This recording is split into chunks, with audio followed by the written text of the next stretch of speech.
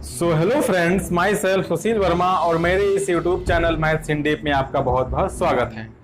So friends, आज हम इस लेक्चर में कुछ नया सीखने वाले हैं। अब वो नया क्या है?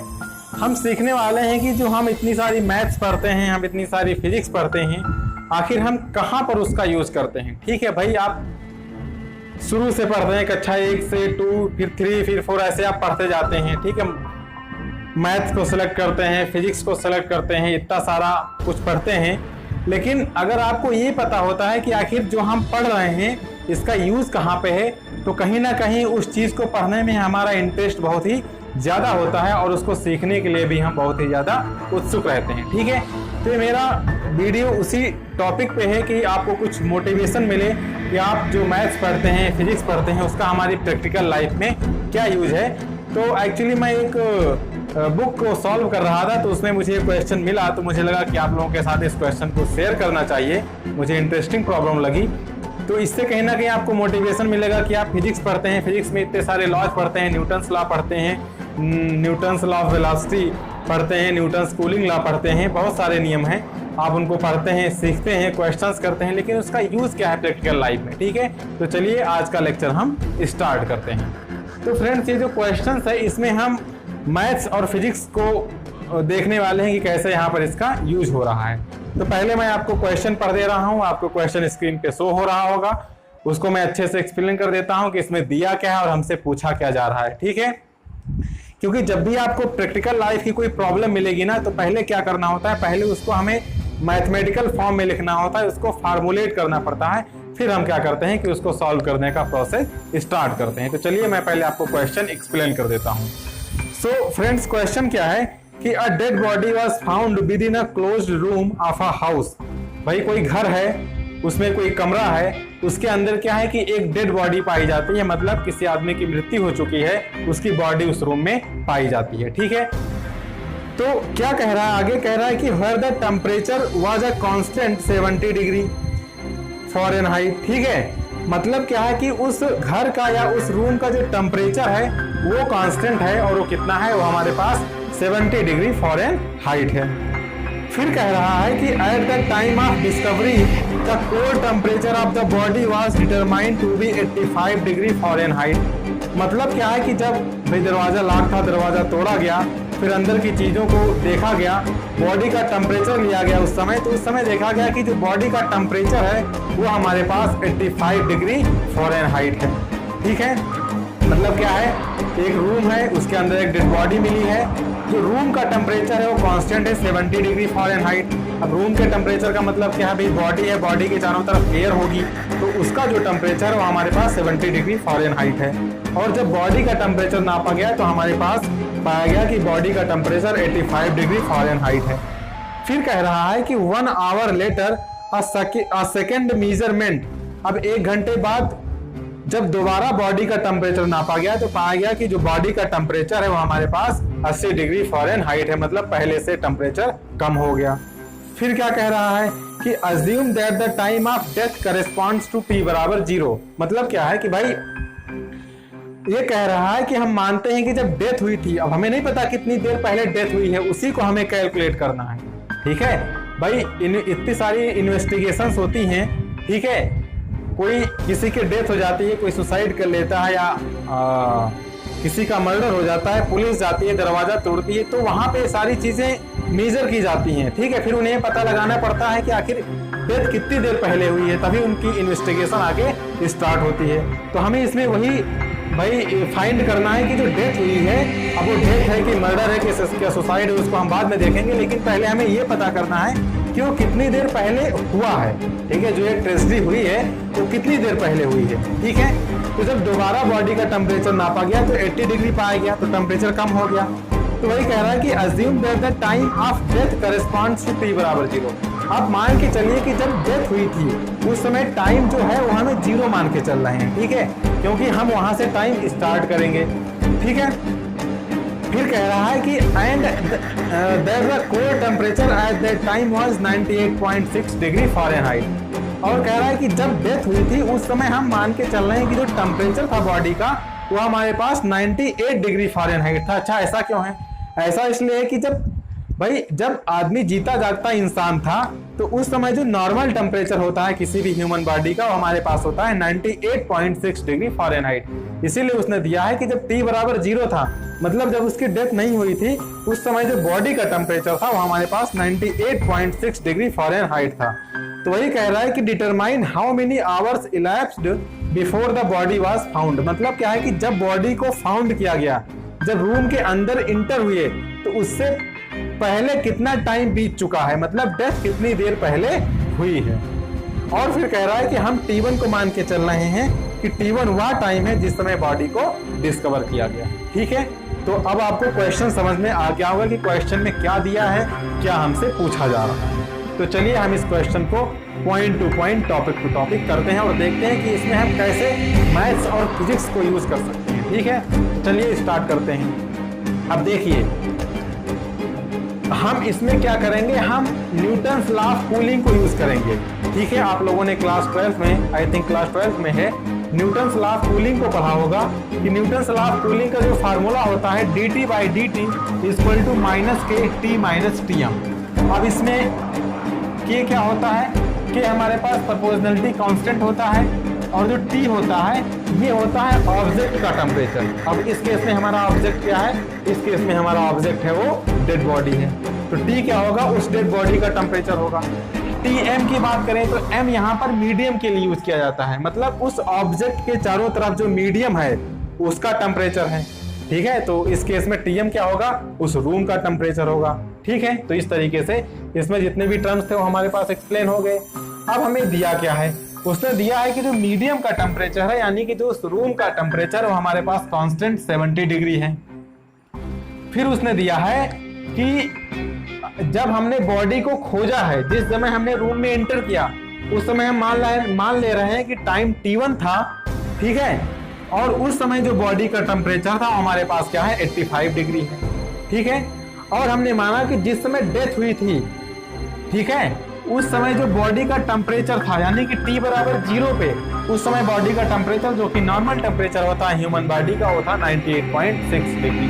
ठीक है, इसके बाद क्या कह रहा है कि अब इसने क्या कहा है, अब इसने कहा है कि T@T1+1। इसका मतलब क्या है कि जब 1 घंटे बाद फिर से हमने मेजरमेंट लिया उस बॉडी के टेम्परेचर का, तो हमने पाया कि वो 80 डिग्री है, यानी कि टेम्परेचर कम हो गया है। तो T1 टाइम पे टेम्परेचर 85 डिग्री था, 1 घंटे बाद टाइम क्या होगा, T1 में हम 1 को ऐड कर देंगे, यानी कि T1+1 टाइम पे जो बॉडी का टेम्परेचर है वो कितना है, 80 डिग्री फ़ारेनहाइट। ये इतनी चीजें हमें दी गई हैं। ठीक है, और हमसे पूछ रहा है कि जो उसकी डेथ हुई है वो कितनी देर पहले हुई है।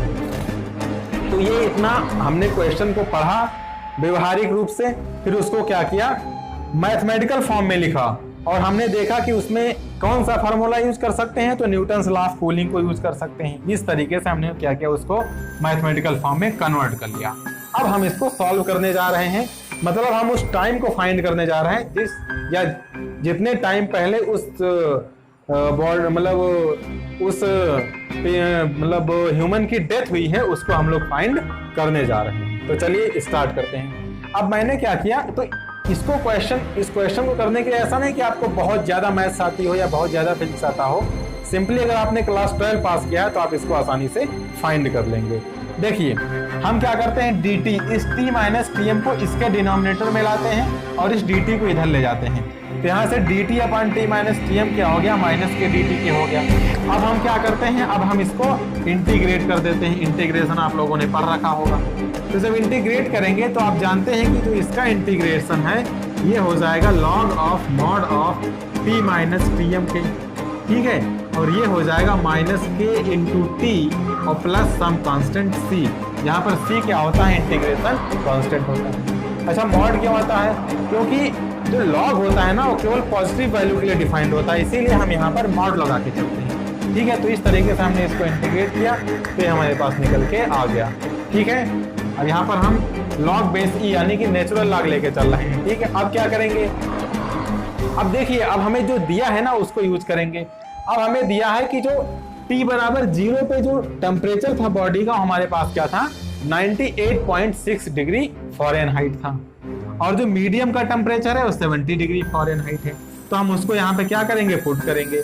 तो जब उसको यहाँ पे पुट करेंगे तो ये हो जाएगा log बेस ई, ठीक है। अच्छा, ये चीज तो बॉडी का टेम्परेचर है, तो बॉडी यानी कि ऑब्जेक्ट का टेम्परेचर, तो ऑब्जेक्ट का टेम्परेचर T बराबर 0 पे कितना है 98.6 माइनस मीडियम का टेम्परेचर कितना है 70। अब टाइम क्या है, टाइम T बराबर 0, तो माइनस के इंटू 0 प्लस सी, ठीक है। तो यहाँ से क्या हो जाएगा, अगर हम यहाँ से सॉल्व करेंगे तो यहाँ हमारा निकल के आ जाएगा कि log बेस की 98.6 में से अगर हम 70 को सब्ट्रैक्ट करते हैं तो हमारे पास हो जाएगा 28.6, और 28.6 पॉजिटिव है तो मॉड लगाने की कोई ज़रूरत नहीं है, तो ये हमारे पास सी हो गया। यानी कि यहाँ से जो हमें इंटीग्रेशन कांस्टेंट था उसकी वैल्यू यहाँ से निकल के आ गई, और वो आ गई log बेस की 28.6।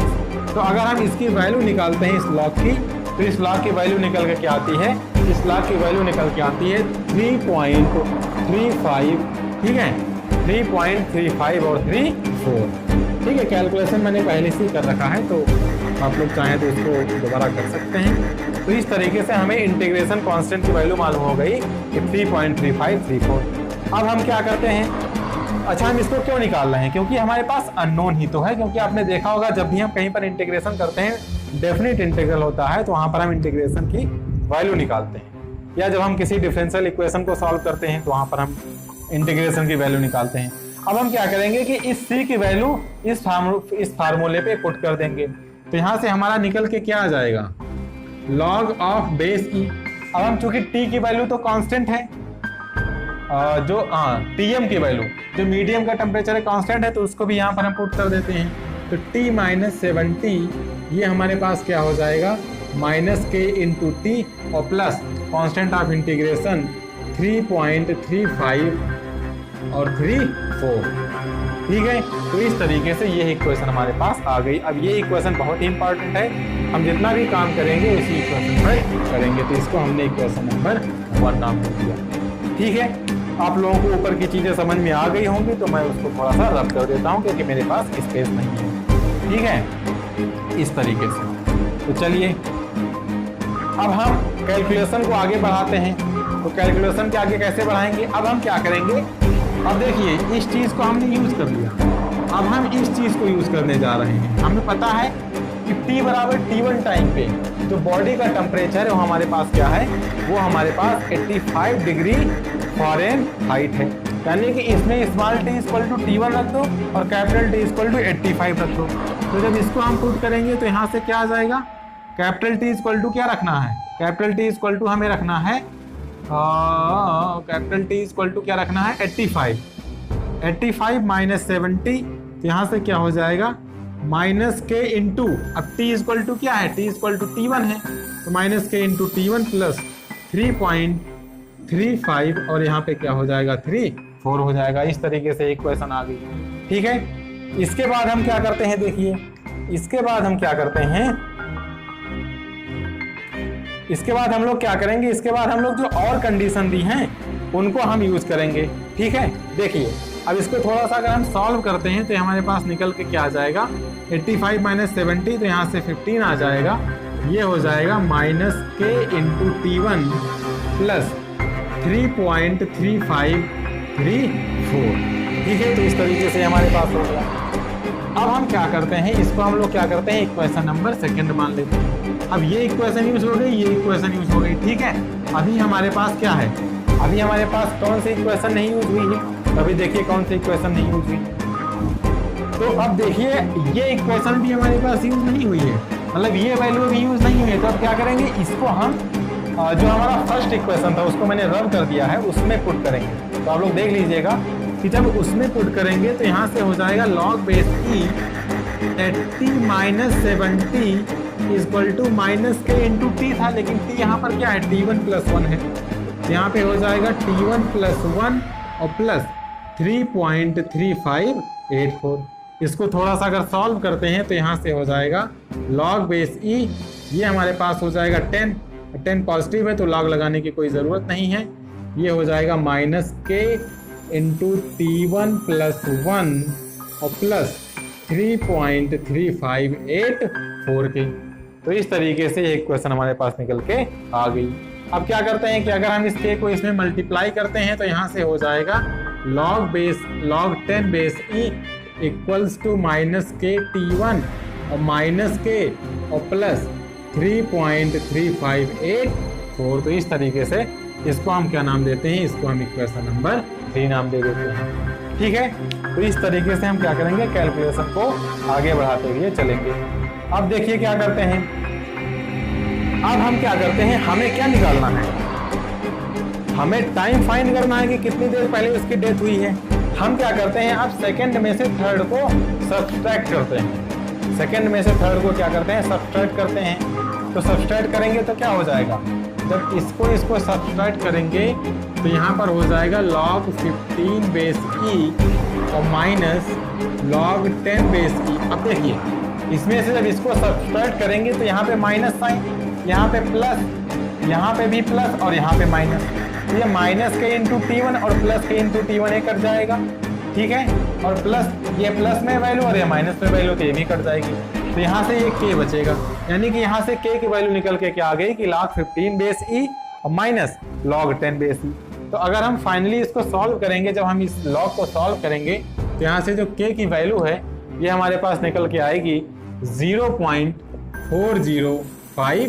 तो अब हमें यहाँ से k की वैल्यू भी मालूम होगी कि k की वैल्यू हमारे पास क्या है। अब देखिए धीरे धीरे क्या है, धीरे धीरे इक्वेशन सॉल्व हो रही है, यानी कि जो हमारे पास अननोन्स थे उनकी वैल्यू हमारे पास क्या हो रही है, नोन होती जा रही है। ठीक है, उनकी वैल्यू क्या है, उनकी वैल्यू हमारे पास नोन होती जा रही है। ठीक है, अब हम क्या करते हैं, अब हम क्या करते हैं कि अब हम T1 को निकालते हैं। ठीक है, तो जो हमारे पास इक्वेशन 2 थी, तो देखिए फ्रेंड्स ये हमारे पास इक्वेशन 2 दी हुई थी। अब हमारा मेन मोटिव क्या है, k मालूम हो गया। अब हमारा मेन मोटिव है T1 निकालना। तो अगर इस इक्वेशन में हम k की वैल्यू यहाँ से पुट कर दें तो हमारा T1 निकल जाएगा। तो यहाँ से जब हम log 15 बेस e करेंगे तो ये हो जाएगा माइनस, अब k की वैल्यू क्या है 0.4054 इंटू T1। ठीक है गाइस, प्लस 3.3534 की। अब अगर हम, अब देखिए यहाँ पर कैलकुलेशन है, कैलकुलेशन मैंने पहले से कर रखी है, क्योंकि अब यहाँ पे अगर मैं आपके सामने कैलकुलेशन करता तो बहुत ही लेंदी होता। तो यहाँ से इसको इधर लाएंगे, फिर इससे डिवाइड करेंगे। ठीक है फ्रेंड्स, तो जब हम यहाँ से T1 की वैल्यू निकालेंगे तो जो T1 की वैल्यू निकल के आएगी, ये निकल के आएगी 1.59 और 20। ये हमारे पास T1 की वैल्यू निकल के आ जाएगी। ठीक है फ्रेंड्स, तो ये हमारे पास क्या हो गया, ये हमारे पास T1 की वैल्यू हो गई। सो फ्रेंड्स देखिए यहाँ से हमें T1 की वैल्यू निकल के आ गई। T1 की वैल्यू निकल के कितनी आ गई, T1 की वैल्यू निकल के आ गई 1.5920। अब ये T1 क्या है, देखिए T1 T equals to T1 पे टेम्परेचर इतना है, यानी कि टेम्परेचर बॉडी का धीरे धीरे घट रहा है, यानी कि घटते घटते 1.5920 आवर्स में कितना बचा है, 85 डिग्री फ़ारेनहाइट बचा है। इसका मतलब क्या है कि जब हमने कमरे में इंटर किया उससे पहले कितना टाइम बीत चुका है, उससे पहले लगभग, अब चूंकि 59 है तो इसको अब नियरली 1.6 आवर्स लिख सकते हैं। लिख सकते हैं कि नहीं लिख सकते हैं, लिख सकते हैं। इसका मतलब है कि जब हमने कमरे में इंटर किया है ना, तो उसके पहले लगभग 1.6 आवर्स टाइम जो है वो बीत चुका है। इसका मतलब क्या है कि जब हमने कमरे में इंटर किया तो उससे लगभग 1.6 आवर्स पहले जो बॉडी है उसकी डेथ हो चुकी थी। ठीक है, तो इस तरीके से देखिए हमारे पास कुछ डाटा दिया हुआ था और हमने क्या किया कि हमने पता किया कि आखिर बॉडी की डेथ हुई है तो कितनी देर पहले हुई है। अब हमने अगर कमरे में 12 बजे इंटर किया तो उससे पहले, उससे 1.6 आवर्स पहले बॉडी की क्या हुई होगी, डेथ हुई होगी। ठीक है, तो इस तरीके से हम टाइम बता सकते हैं, एग्जैक्ट टाइम बता सकते हैं कि आखिर किस टाइम पे बॉडी की डेथ हुई है। और फर्दर तो जैसे आप देखते हैं कि बहुत सारे क्राइम्स होते हैं, इस समय तो वैसे भी एक क्राइम बहुत ही जोरों शोरों से चल रहा है, अब मैं उसका नाम नहीं लेना चाहता। ठीक है, तो अब बहुत सारे क्राइम्स होते हैं, तो आखिर इन्वेस्टिगेशन कैसे होती है, कुछ ऐसी ही होती है भाई। उन लोगों को भी पता करना होता है कि डेथ किस टाइम पे हुई है, या उस टाइम पे कौन कौन से लोग घर में प्रेजेंट थे। जैसे अगर 1.5 घंटे पहले डेथ हुई है तो 1.5 घंटे पहले भाई कौन कौन से थे, उन्हीं पे तो शक जाएगा। तो इस तरीके से हम क्या करते हैं, टाइम को फाइंड कर सकते हैं। तो मेरा अब मैं कोई ऐसा नहीं कि मैं कोई बहुत बड़ा डिटेक्टिव हूँ या मैं किसी ऐसी संस्था में काम करता हूँ जो डिटेक्टिव का काम करती है, ऐसा कुछ नहीं। बस मैं क्वेश्चन कर रहा था, मुझे अच्छा लगा कि हाँ अगर इस तरह के क्वेश्चंस आप लोगों को पता चले तो आप लोगों को ये पता चलेगा। आप देखिए इसमें हमने पहले तो न्यूटन्स लॉ ऑफ कूलिंग को यूज किया, फिर उसके बाद छोटा सा एक डिफरेंशियल इक्वेशन था उसको सॉल्व किया, वहाँ से कुछ इक्वेशंस बनाई, फिर कुछ नोन वैल्यू थे किन्हीं पॉइंट्स पे, वहाँ से जो अननोन्स थे उनको हमने निकाला और धीरे धीरे हमने फाइंड कर लिया कि आखिर डेथ कितने टाइम पहले हुई है। तो बस मेरा बताने का मोटिव यही था कि अब जब आप इसको देखेंगे तो आपको पता चलेगा कि आपने न्यूटन्स लॉ ऑफ कूलिंग पढ़ा तो उसका कहाँ पे यूज हो रहा है। एकदम रियल लाइफ प्रॉब्लम आपको यहाँ से दिख रही है। तो कहीं ना कहीं सब चीज़ों से हमें एक मोटिवेशन मिलता है चीज़ों को सीखने का, क्योंकि जब हमें कोई भी जैसे थ्योरम है या कोई भी टॉपिक है, जब हमें उसका यूज पता चलता है कि रियल लाइफ में इसका इस तरीके से यूज है, तो फिर इसको पढ़ने का इंटरेस्ट ही कुछ अलग ही होता है, उसका अपना ही अलग मजा होता है। ठीक है फ्रेंड्स, तो अगर आपको लगता है कि वीडियो आपको कहीं ना कहीं थोड़ा सा मोटिवेट करती है, ठीक है, तो प्लीज़ चैनल को सब्सक्राइब कर दीजिए, वीडियो को लाइक जरूर कर दीजिएगा और अपने दोस्तों के साथ शेयर कर दीजिएगा। तो अगर आपको लगता है कि आपको ऐसे वीडियोस की रिक्वायरमेंट है या मैं ऐसे ही वीडियोस और आपके साथ लेके आऊं, तो आप मुझे प्लीज़ कमेंट सेक्शन में बताएं और मैं कोशिश करूंगा कि आपको इससे भी ज़्यादा अगर कोई इंटरेस्टिंग प्रॉब्लम है तो आपके सामने मैं उसको लाऊं। तो चलिए आप इसी तरह किसी इंटरेस्टिंग प्रॉब्लम में नेक्स्ट वीडियो में मिलेंगे। तब तक के लिए स्वस्थ रहिए, अच्छे से रहिए, कोरोना से बच के रहिए। ठीक है, तो चलिए नेक्स्ट वीडियो में मिलते हैं, तब तक के लिए बाय बाय।